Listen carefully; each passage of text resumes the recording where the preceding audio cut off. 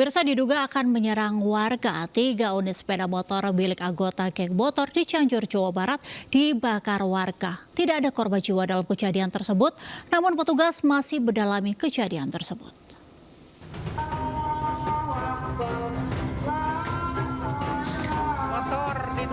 Dari video amatir, 3 unit sepeda motor milik oknum anggota geng motor dibakar warga di Kampung Genteng, Desa Munjul, Kecamatan Cilaku, Cianjur, Jawa Barat pada malam takbiran lalu. Video aksi pembakaran ini pun viral di media sosial. Motif pembakaran dipicu setelah anggota geng motor mengancam serta menyerang warga dengan melemparkan botol. Warga yang geram akhirnya mengejar, namun para anggota geng motor berhasil kabur. Warga yang emosi melampiaskan kemarahannya dengan membakar 3 unit sepeda motor yang tertinggal di lokasi kejadian. Setelah diselidiki, kejadian tersebut dipicu setelah anggota geng motor mendapat informasi hoaks bahwa salah satu rekannya dianiaya warga. Meski sudah dikonfirmasi pihak RT tidak ada penganiayaan tersebut, anggota geng motor malah mengancam akan kembali menyerang dengan membawa puluhan orang. Yang merupakan geng motor ini mendapatkan informasi yang diduga palsu seperti itu, karena ada terjadinya penganiayaan. Saat itu juga Ketua RT sudah mengkonfirmasi bahwa tidak ada terjadi penganiayaan. Namun dari kelompok ini tetap datang ke kampung tersebut, kemudian melakukan pelemparan batu sehingga terjadi perlawanan di kampung tersebut. Tidak ada korban jiwa dalam insiden tersebut, namun 3 unit sepeda motor ludes dibakar warga. Hingga saat ini polisi telah melakukan olah TKP dan masih mendalami kejadian tersebut. Dari Cianjur, Jawa Barat, Muhammad Andi Ihsan, iNews melaporkan. Diduga hanya demi konten, seorang remaja nekat melakukan aksi freestyle hingga nyaris menabrak pengendara lain. Aksi membahayakan tersebut pun viral di media sosial.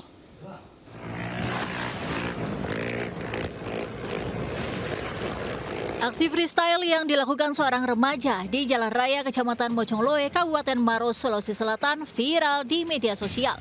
Sang remaja beraksi mengangkat ban depan, lalu berkendara secara zigzag di jalanan hingga nyaris menabrak kendaraan lain dari arah berlawanan.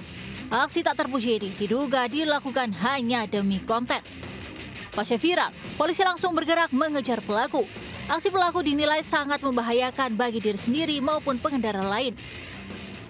Agar segera ditangkap karena ini sangat berbahaya sekali bagi pengendara dan bagi pengendara yang lain. Mereka adalah usia anak muda sekitar 20-an ke bawah. Polisi mengimbau pelaku untuk menyerahkan diri ke pihak yang berwajib. Aksi pelaku dapat dijerat Undang-Undang Lalu Lintas dengan sanksi tilang kendaraan. Dari Kabupaten Maros, Sulawesi Selatan, Wahyu Ruslan, iNews melaporkan. Pemirsa, RPA Partai Perindo kembali mendatangi di Treskrim Polda Metro Jaya. Kedatangannya untuk meminta proses kekerasan seksual anak di bawah umur dengan korban berinisial A, 16 tahun, segera diproses dan pelaku ditangkap.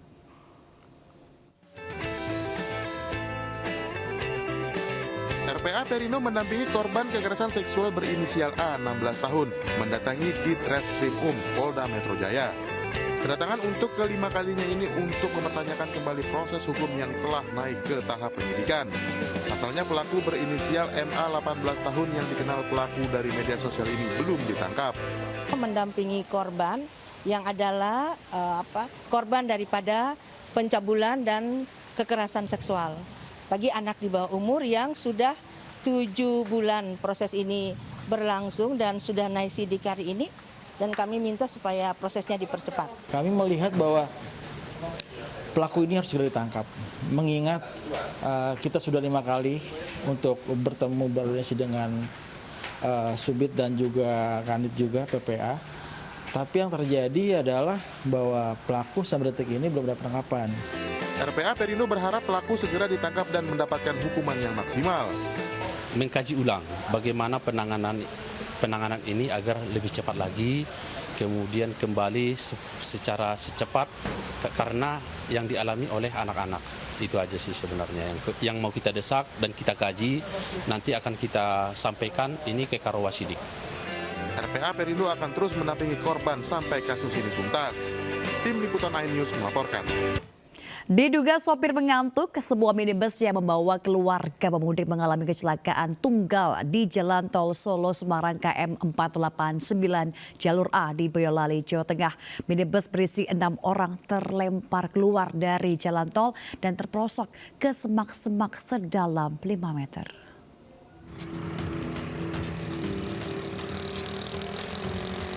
Beginilah kondisi minibus yang mengalami kecelakaan tunggal di Jalan Tol Semarang Solo KM 489 jalur A, tepatnya di Desa Tanjung Sari, Kecamatan Banyudono, Boyolali, Jawa Tengah, Jumat siang.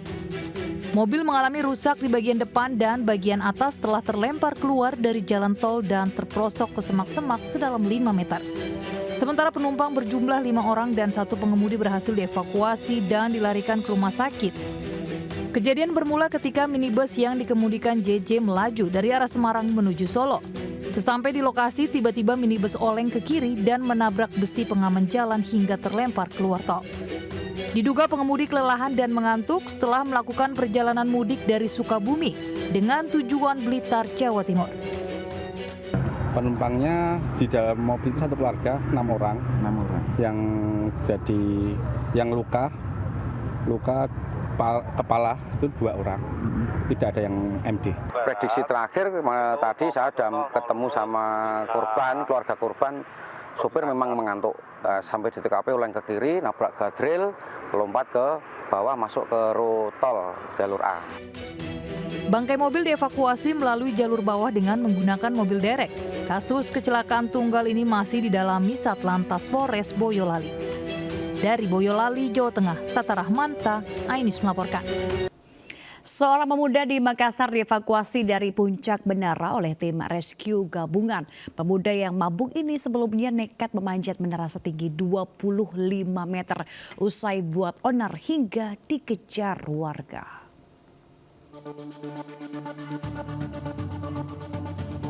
Ratusan warga berkerumun di bawah menara untuk menunggu seorang pemuda inisial DG 25 tahun yang tengah berusaha dievakuasi tim rescue damkar Makassar usai berada di puncak menara setinggi 25 meter di Makassar, Sulawesi Selatan.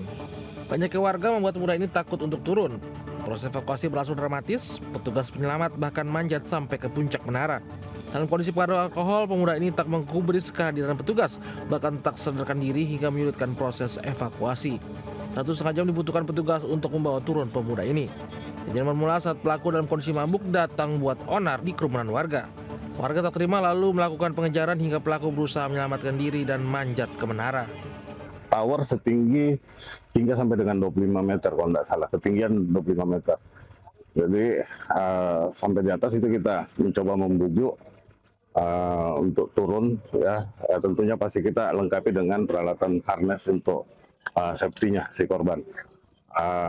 Begitu kita mengevakuasi turun, kita kesulitan di setengah dari ya ketinggian di 15 meter lah kalau tidak salah.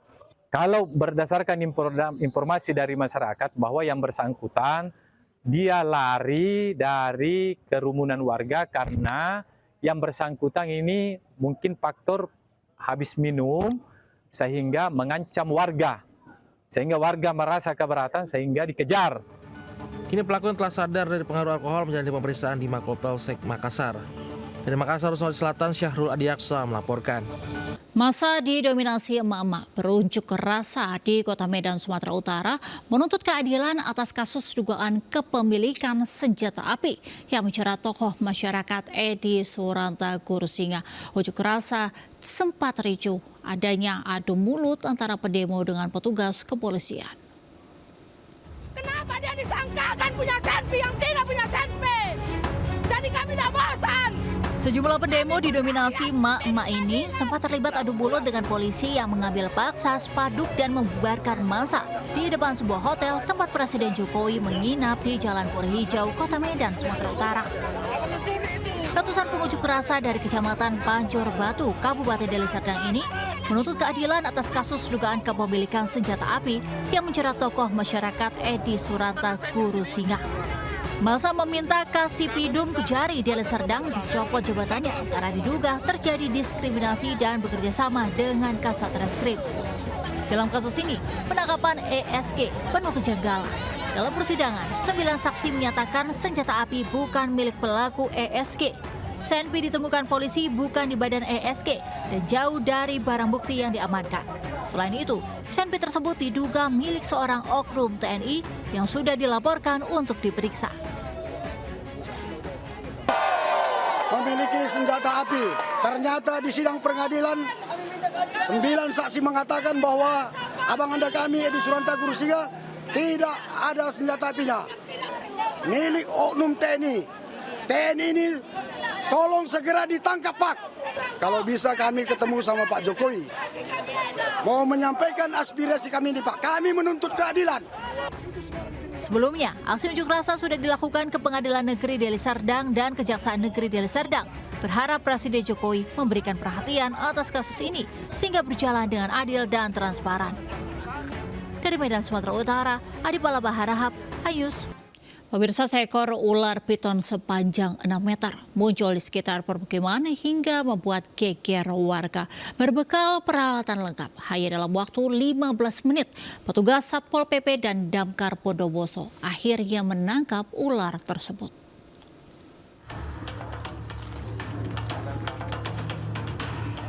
Setelah 15 menit proses evakuasi, petugas Satpol PP dan Damkar berhasil menangkap ular piton sepanjang 6 meter di halaman rumah salah satu warga di Jalan Dr. Sutomo, Kelurahan Badean, Kota Bondowoso. Hewan melata ini pertama kali dilihat warga saat sedang memasukkan gerobak dagangannya ke lorong. Ular tersebut melintas di halaman rumahnya. Warga langsung melapor ke petugas Damkar setempat. Mungkin bapak saya baru masukkan rombong pulang jualan, saya ditelepon ada ular. Setelah itu suruh nelpon Damkar. Malam-malam Terima kasih dengan kecepatan Damkar. Ular piton seberat 10 kg ini selanjutnya akan dilepas liarkan ke tempat yang jauh dari pemukiman warga. Dari Bondowoso, Rizky Amirul Ahmad, Ayus melaporkan. Pemirsa, memanfaatkan momen libur lebaran, ribuan pengunjung dari berbagai daerah memadati sebuah tempat wisata wahana air di Kota Bogor. Ya, jumlah pengunjung mengalami lonjakan dibandingkan hari libur biasanya.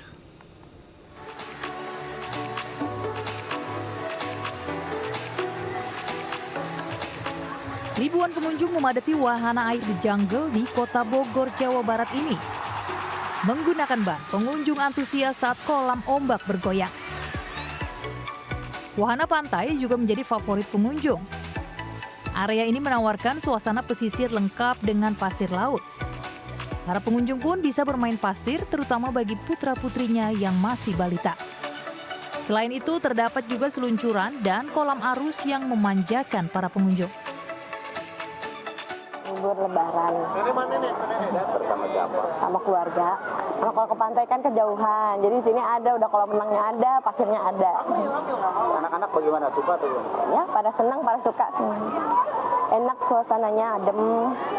Terus dari jarak juga nggak terlalu jauh. Peningkatan kunjungan ini sampai akhir pekan nanti ya, mungkin bisa beberapa hari ke depan. Dan kita akan menyiapkan berbagai event menarik selama high season ini atau liburan ini sampai tanggal 21 April nanti. Pada libur lebaran ini jumlah pengunjung meningkat hingga 2 kali lipat dari biasanya.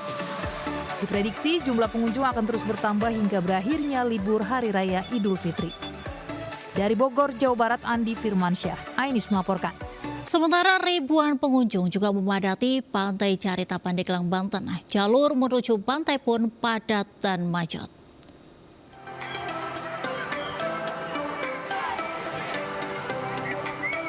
Pantai Carita Pandeglang, Banten diserbu ribuan wisatawan yang menghabiskan waktu libur lebaran. Para wisatawan datang dari berbagai daerah sekitar Jabodetabek. Di Pantai Lagundi 2 Carita, wisatawan mulai berdatangan sejak pagi hari. Hingga siang hari, kawasan pantai dipenuhi wisatawan. Tercatat 1.200 pengunjung datang berwisata ke tempat ini dan terus bertambah jelang sore hari selama libur panjang ini.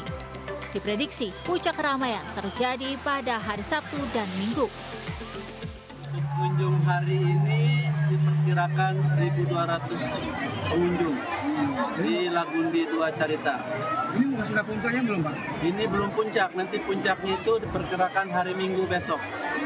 Nah, kalau puncaknya itu kan berapa banyak itu pengunjung? Itu diperkirakan puncaknya itu sekitar 2.500 pengunjung. Diimbau bagi pengunjung yang berwisata ke Pantai Carita datang lebih pagi agar tidak terjadi kemacetan arus lalu lintas. Dari Pandeglang, Banten, Iskandar Nasution, iNews melaporkan.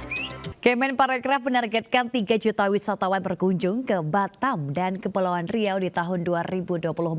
Kepulauan Riau menjadi daerah terbanyak ketiga setelah Bali dan Jakarta yang dikunjungi wisatawan mancanegara maupun wisatawan Nusantara.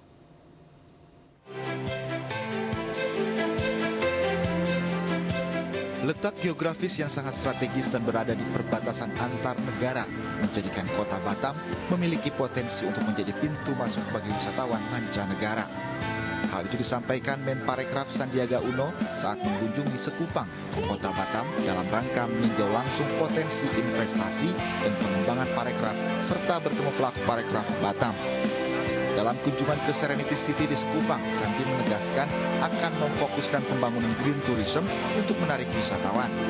Melalui berbagai pembangunan infrastruktur parekraf ini, Sandiaga menargetkan 3 juta wisatawan dari berbagai negara, terutama Singapura, Malaysia, Korea, dan negara lainnya di Asia mengunjungi Batam di tahun 2024. Kalau kita lihat secara realistis karena masih menunggu regulasi dan perbaikan berbagai lini, maka kita butuh kesiapan SDM pariwisata dan ekonomi kreatif kita untuk menancapkan Kepri sebagai gerbang ketiga wisatawan mancanegara ke Indonesia ini lebih siap dari segi pelayanan dan juga keramah-tamahan.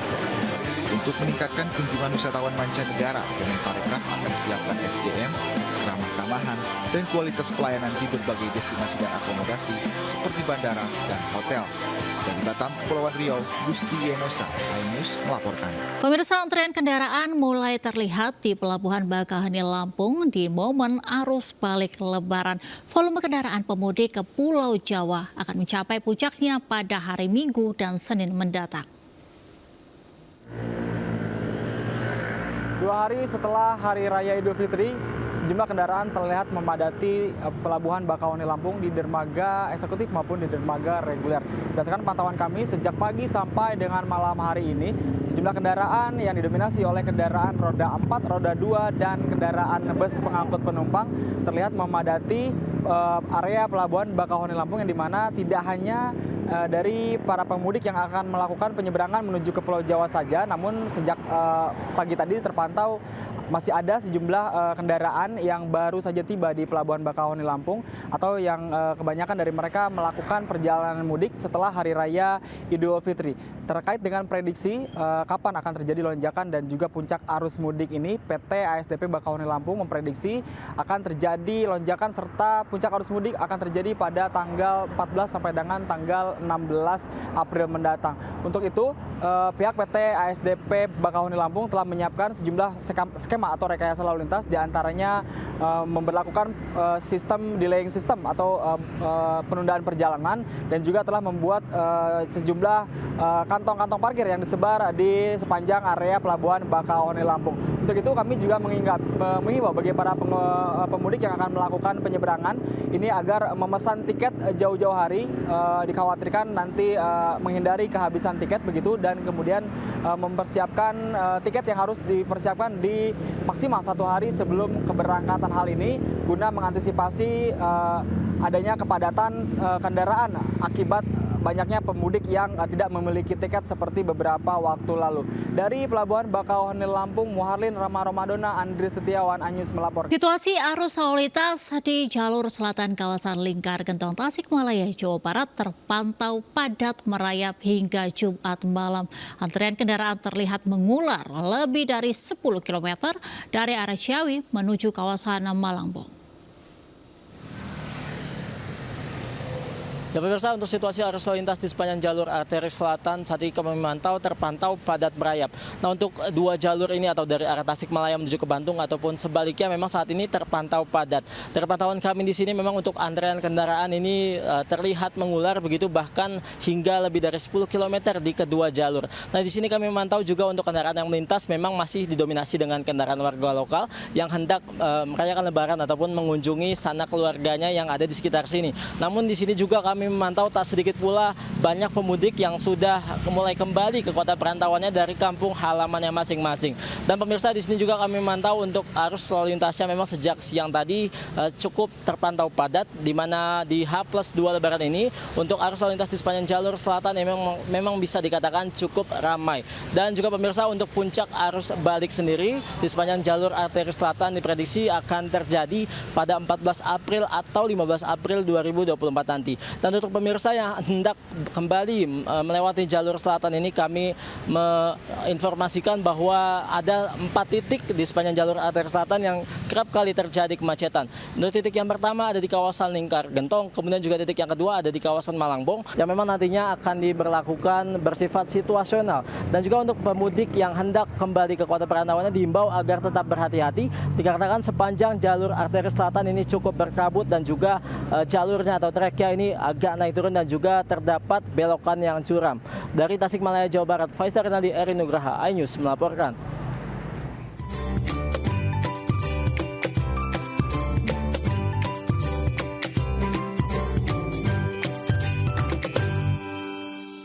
Ya pemirsa dan juga Angel, ini bagi Anda yang hendak menikmati liburan dengan hal tidak biasa. Wisata di Bukit Santiong, Subang, Jawa Barat perlu Anda coba. Ya betul sekali Mega, tempat ini menghadirkan wisata para layang atau melayang di udara sambil memanjakan mata dengan hamparan kebun teh.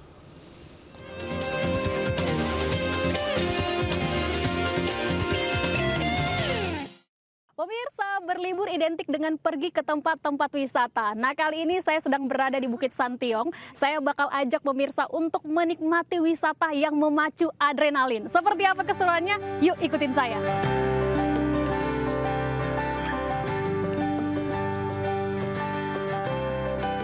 Wisata para layang di Bukit Santiong, Subang, Jawa Barat menjadi salah satu wisata ekstrim dan memacu adrenalin. Sangat cocok untuk Anda yang menginginkan pengalaman berbeda di libur Lebaran. Sebelum mengudara, pengunjung dibekali perlengkapan pengamanan serta instruksi dari sang ahli. Jangan khawatir, wisatawan didampingi instruktur selama bermain para layang sambil menikmati pemandangan Bukit Santiong dari langit biru. Wow, pemirsa, ini seru banget, kalian harus cobain sih. Kita bisa lihat pemandangan yang memanjakan mata di sini. Saat melayang di atas, wisatawan dimanjakan dengan hamparan kebun teh hijau serta udara segar yang memberikan sensasi tersendiri. Tak heran, banyak wisatawan penasaran terhadap keseruan wisata satu ini. Lihat temen pada main ya pengen aja. Soalnya nggak takut juga, jadi ya pengen aja sih main gitu. Bukan dari dulu kayak pengen ya di atas di langit-langit gitu sih. Oh ya pengen aja. Ada takut sih, cuman kayak pengen coba aja gitu, rasanya kayak gimana main ini. Saya sebelumnya cuma pernah lihat orang main doang, nggak pernah main sendiri gitu di sini. Wisata para layang juga menjadi obat bagi Anda yang takut akan ketinggian karena dijamin pasti ketagihan. Makasih ya Pak. Sama-sama. Pemirsa, tadi saya takut banget, tapi setelah nyobain di atas, saya jadi kecanduan banget untuk nyobain ini lagi. Jadi buat pemirsa yang suka wisata menantang seperti ini, di sini tempatnya. Dari Subang, Jawa Barat, Esra Ambarita, Dede Runi, iNews melaporkan.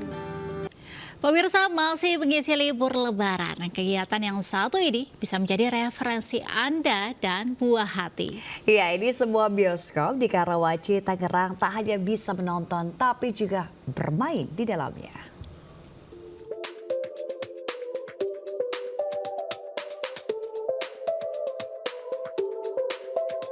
Menggabungkan dua kegiatan favorit anak-anak, yakni menonton dan bermain, adalah konsep utama dari bioskop yang terletak di kawasan Karawaci, Tangerang ini. Sembari menanti film yang akan ditonton, anak-anak bisa bermain di area playground yang disediakan bagi anak di bawah 12 tahun. Seperti perosotan, mandi bola, dan ayunan. Untuk anak yang ingin lebih aktif bergerak, juga bisa mencoba berbagai permainan panjat memanjat. Nah, di area dalam bioskop, kursi warna-warni berkonsep duduk santai disediakan bagi penonton seperti sofa bed. Dan di sini pun terdapat area playground seperti perosotan dan mandi bola. Menggabungkan dua aktivitas. antara bermain dan menonton. Supaya gimana caranya, kadang-kadang kalau untuk di bioskop reguler itu kan anak-anak masuk dia nggak bertahan kan gitu. Akhirnya kita pikirin nih gitu, gimana kalau kita buat untuk junior yang khusus anak-anak sambil bermain juga gitu. Akhirnya adalah Cinepolis Junior. The first time banget nih nonton di sini, dan supaya anak-anak lebih happy aja gitu. Kalau kan kita cari alternatif lain, ternyata ada bioskop yang kids friendly gitu. Akhirnya ya kita kesini lihat dan bagus banget sih tempatnya. Bisa beginilah suasana di dalam studionya. Ternyata selain playground di luar, di dalam studionya juga ada playground yang bisa dimainkan oleh adik-adik ini ketika menonton film. Dan jangan khawatir, film yang diputar di sini adalah film dengan rating usia yang aman untuk anak-anak. Jadi ini bisa menjadi tempat alternatif untuk berlibur bersama dengan keluarga. Nah, saya mau nonton filmnya dulu ya. Berbeda dari studio bioskop pada umumnya, di bioskop ini, anak-anak diberikan kebebasan mengekspresikan dirinya selama film diputar, termasuk bermain di tengah film berlangsung. Dari Tangerang, Banten, Amrina Rida, Abdul Roshid, Anyus melaporkan. Ya, momen libur panjang Lebaran Taman Wisata Monumen Nasional Monas di kawasan Gambir, Jakarta Pusat ramai didatangi wisatawan baik dalam maupun luar Jakarta. Monas jadi pilihan utama karena lokasi di jantung ibu kota sekaligus mengenalkan sejarah dan budaya bangsa Indonesia.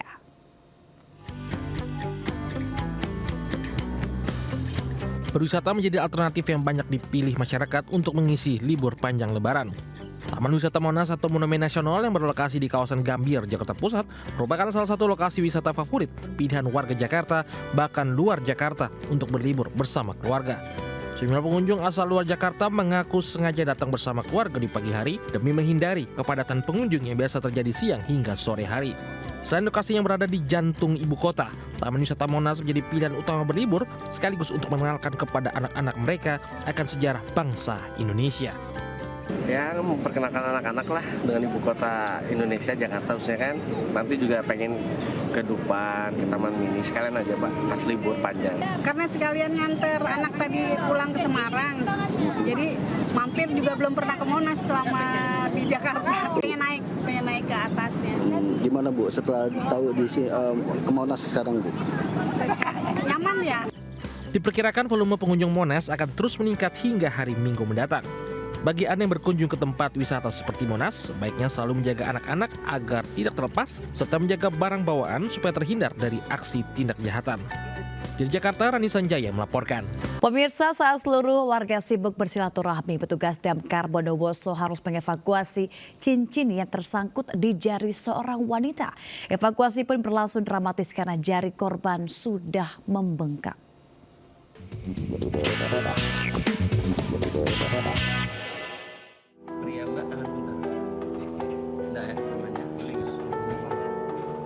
Hari pertama Lebaran, petugas Damkar Bondowoso harus mengevakuasi cincin di jari Rahmatun Nazila, 30 tahun, warga Tenggarang, Bondowoso. Cincin yang dipakai di jari tengah tangan kanan korban sulit untuk dikeluarkan sehingga jarinya membengkak. Petugas pun harus memotong cincin dengan alat pemotong mini. Proses evakuasi sempat berjalan alot akibat cincin logam cukup tebal.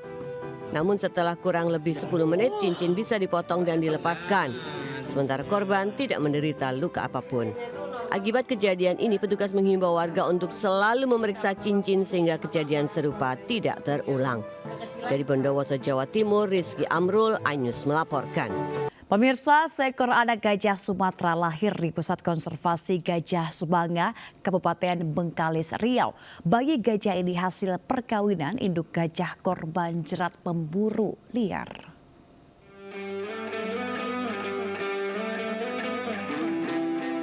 Seekor gajah korban jerat pemburu liar melahirkan anak pertamanya 2 hari jelang Lebaran kemarin di Pusat Konservasi Gajah Subanga, Kecamatan Batin Salopan, Kabupaten Bengkalis, Riau. Gajah Sumatera berusia 20 tahun ini diberi nama Fuja, terkena jerat pemburu liar dan diselamatkan petugas PKSD Riau pada tahun 2008 lalu dari Kabupaten Kampar, Riau. Selama masa pemulihan, gajah Fuja dirawat di Pusat Konservasi Gajah Subanga.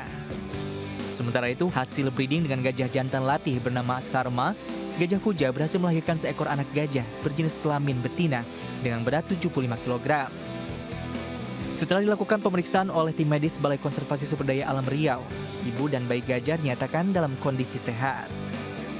Telah melahirkan anak pertama. Kedua gajah ini, induk dan anaknya telah diperiksa oleh dokter. Sebelumnya terdapat 5 ekor gajah binaan Balai Konservasi Sumber Daya Alam Riau di lokasi Pusat Konservasi Gajah Sebangan.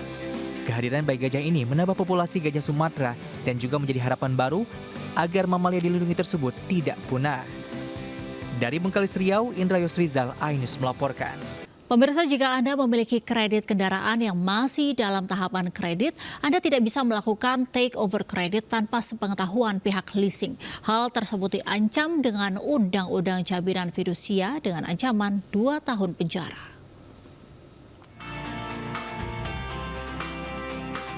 Kemudahan menerima kredit kendaraan bermotor justru disalahgunakan para debitur nakal yang mengalihkan kendaraan yang masih dalam kredit ke pihak lain atau take over kredit tanpa sepengetahuan pihak leasing. Seperti yang dilakukan oleh salah satu nasabah MNC Finance. Nasabah yang berasal dari kota Cirebon mengalihkan objek jaminan fidusia berupa mobil kepada orang lain. Pengalihan objek jaminan fidusia melanggar ketentuan Undang-Undang Fidusia dan penadah barang diancam dengan pasal 480 KUHP. Awalnya ini debitur cabang kita di Cirebon, cabangnya MNC Finance melakukan penggadaian atau penjualan 1 unit mobil Terios yang mana mobil itu merupakan objek jaminan fidusia di MNC Finance. Sebenarnya kasus ini tidak perlu terjadi karena proses pengalihan objek jaminan fidusia bisa dilakukan secara legal dan sesuai dengan aturan yang berlaku. Sebetulnya ini solusi ini juga nggak susah ya. Karena konsumen tinggal lapor aja ke pihak finance yang memberikan kredit. Nah itu kan bisa di take over secara resmi. Dan konsumen juga lepas dari tanggung jawab itu. Dan itu biasa dan sering dilakukan oleh pihak-pihak konsumen yang memang mau tahu dan taat aturan ya.